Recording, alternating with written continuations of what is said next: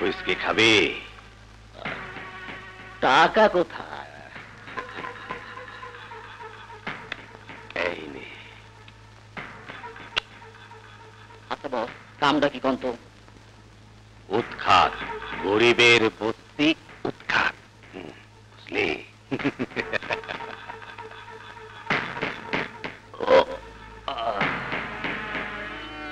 শুনলাম বস্তি ছেড়ে যায় বাগা। হ্যাঁ আলী ভাই। কোথায় জায়গা? ঠিক জানি না। পালায় গিয়ে কোনো ফায়দা হইব কি? কি ফায়দা হবে জানি না, তবে রবিনকে মানুষ করার জন্য এখানে থাকাটা ঠিক হবে না।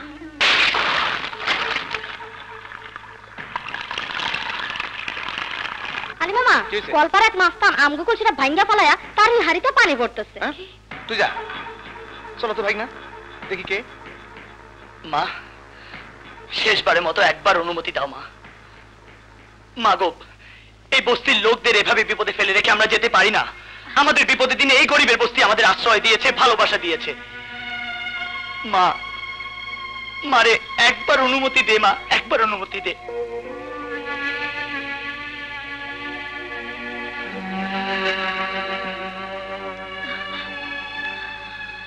যা রবিন, এই অন্যায়ের বিরুদ্ধে রুখে দাঁড়া। চল।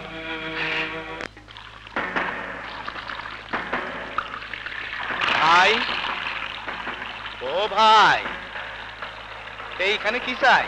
বস্তি খালি কর, বস্তি খালি কর।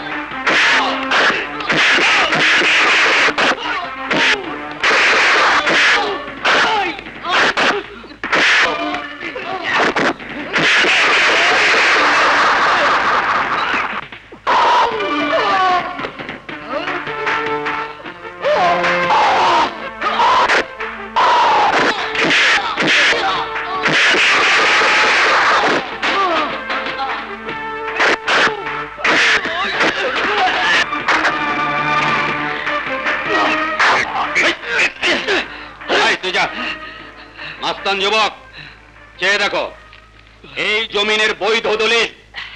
এখন থেকে এই জমিনের মালিক শাহেদ সিদ্দিকী। শাহেদ সিদ্দিকী? কে কে শাহেদ সিদ্দিকী? তোর বাপ।